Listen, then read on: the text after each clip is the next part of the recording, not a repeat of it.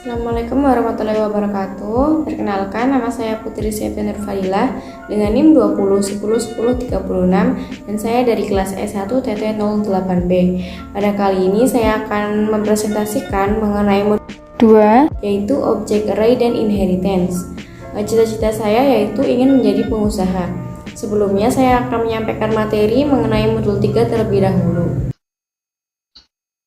Baik, langsung saja. Yang pertama, saya akan menjelaskan mengenai materi, lalu flowchart dan juga program. Pertama yaitu Object Array.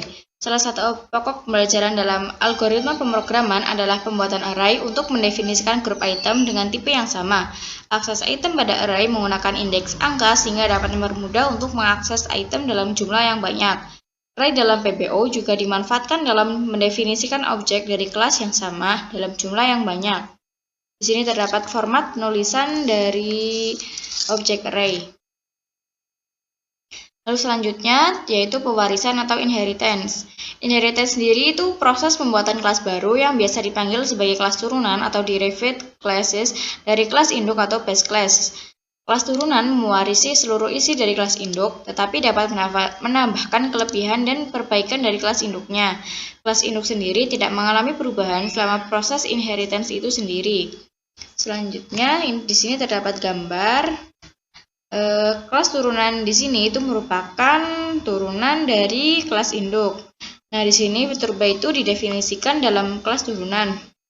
Sedangkan fitur A, B, dan C itu didefinisikan dalam kelas induk tetapi dapat diakses dari kelas turunannya. Selanjutnya, di sini terdapat contoh dari kelas induk dan turunan. Nah, di sini terdapat kelas ortu yang merupakan kelas induk, lalu di sini terdapat kelas anak yang merupakan kelas turunan dari kelas induk ortu.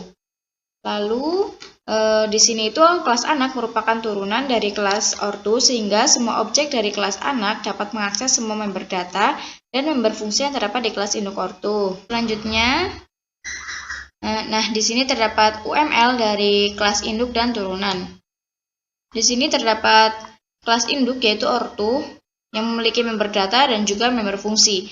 Nah, di sini kelas induk memiliki kelas turunan yaitu anak dan di sini juga terdapat member data dan member fungsi. Selanjutnya yaitu access combination, yaitu salah satu access specifier yang sering digunakan adalah public. Dalam PBO terdapat dua access specifier lain selain publik yaitu private dan protected yang memiliki aturan akses data yang berbeda-beda. Hal ini menyebabkan banyak kemungkinan kombinasi akses data antar kelas dalam pewarisan. Nah, pada gambar di sini, objek dari kelas B merupakan turunan publik dari kelas A dan dapat mengakses member publik yang terdapat pada kelas A. Sedangkan di sini, yaitu objek dari kelas C merupakan kelas turunan privat dari kelas A. Tetapi di sini member publik tidak dapat diakses dari kelas A. Selanjutnya, multi-level inheritance. Nah, pada program di sini terdapat kelas parents. Ini adalah kelas induk. Lalu di sini terdapat kelas dokter yang merupakan kelas turunan pertama dari kelas induk parents. Dan di sini juga terdapat kelas grandson yang merupakan kelas turunan kedua dari kelas induk parents. Nah, nantinya akan menampilkan output seperti pada gambar tersebut, yaitu Quraish Shihab, Najwa Shihab, dan Izzat Ibrahim. Selanjutnya yaitu multiple inheritance, yaitu suatu kelas dapat memiliki lebih dari satu kelas induk. Ini biasa disebut dengan multiple inheritance atau pewarisan berganda. Multiple inheritance ini digunakan ketika kita ingin menggabungkan dua atau lebih kelas induk dengan satu atau lebih dari kelas turunan. Hal ini terjadi karena tidak semua kelas turunan membutuhkan kelas induk baru.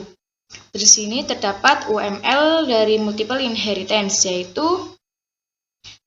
di sini terdapat kelas burung yang merupakan kelas turunan dari kelas induknya yaitu kelas mamalia dan vertebrata. Nah, selanjutnya itu contoh dari program multiple inheritance. Di sini menjelaskan bahwa kelas burung merupakan kelas turunan dari kelas induk mamalia dan juga vertebrata. Seperti itu. Selanjutnya kita akan masuk ke flowchart program yang akan saya buat. Pertama, kita mulai start. Lalu di sini terdapat kelas stasiun yaitu kelas induk pertama. Dan di sini juga terdapat kelas induk juga, yaitu kelas pembeli. Lalu selanjutnya kelas induk itu memiliki kelas turunan. Yang pertama ada kelas tujuan Jakarta, lalu kelas tujuan Jogja, dan yang ketiga itu kelas tujuan Purwokerto. Selanjutnya di sini itu terdapat pemilihan tujuan dari tiket kereta api. Yang pertama Jakarta, Jogja, ketiga Purwokerto. Nah, jika nanti memilih satu Jakarta, nanti dia akan menginputkan data di sini. Lalu jika dua juga akan menginputkan data dan seterusnya. Lalu di sini terdapat perulangan jika ingin memilih lagi, maka nanti akan diarahkan ke sini lagi.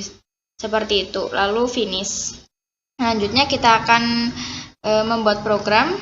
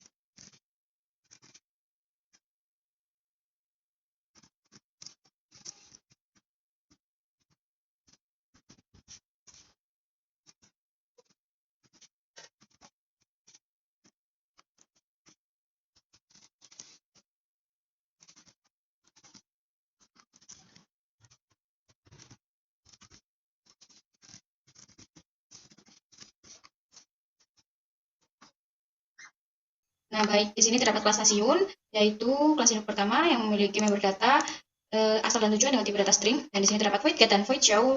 Di sini itu nantinya akan dipanggil ketika programnya berjalan. Lalu di sini terdapat kelas pembeli, kelas induk 2, dan di sini terdapat member data, nama dan umur dengan tipe data string dan integer. Selanjutnya di sini terdapat void get untuk memasukkan fungsi, dan di sini nanti akan dipanggil. Lalu selanjutnya di sini terdapat kelas tujuan Jakarta, yaitu kelas turunan yang dapat mengakses kelas privat dari stasiun dan juga pembeli. Di sini terdapat member data, yaitu dengan tipe data string. Dan selanjutnya di sini akan menginputkan nama kereta dan jam keberangkatan. Dan di sini terdapat kelas turunan kedua, yaitu kelas tujuan Jogja, sama seperti tadi. Dan ini kelas turunan ketiga, yaitu tujuan Purwokerto. Lalu masuk ke program inti. Di sini terdapat pendefinisian dari objek array. Ini ada 1, 2, dan 3. Lalu di sini INTT itu mendefinisikan member data untuk pilihan tujuan. Sedangkan di sini itu ada INT JA, YA, PU itu mendefinisikan member data. Dan di sini terdapat pendefinisian member data juga, yaitu string ulang. Lalu di sini masuk ke pemilihan tujuan. Ini ada pilihan 1, pilihan 2, dan pilihan 3.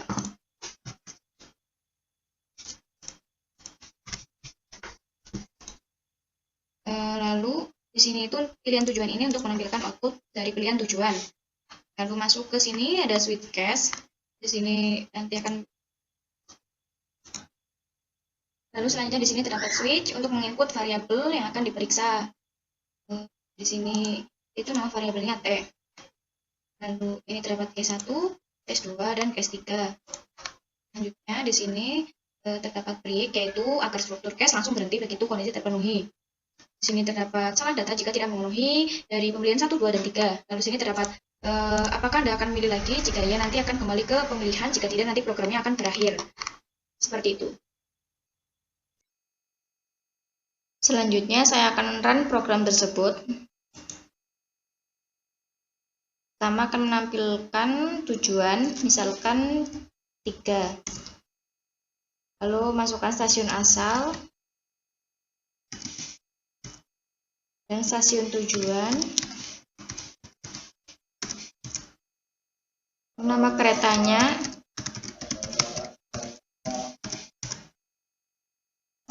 Lalu jam keberangkatan.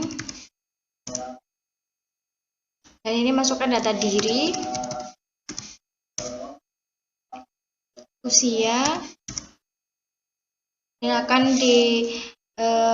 muncul tulisan apakah Anda akan memilih lagi, ya atau tidak. Jika iya, maka akan seperti tadi memilih tujuan, dan jika tidak, maka programnya akan berakhir.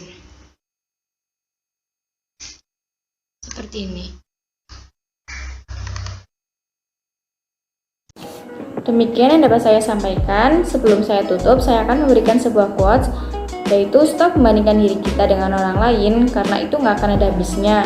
Perlu kita ingat bahwa setiap orang itu mempunyai kelebihan dan kekurangannya masing-masing. Demikian yang dapat saya sampaikan. Apabila ada kata-kata yang kurang berkenan, saya mohon maaf. Wassalamualaikum warahmatullahi wabarakatuh.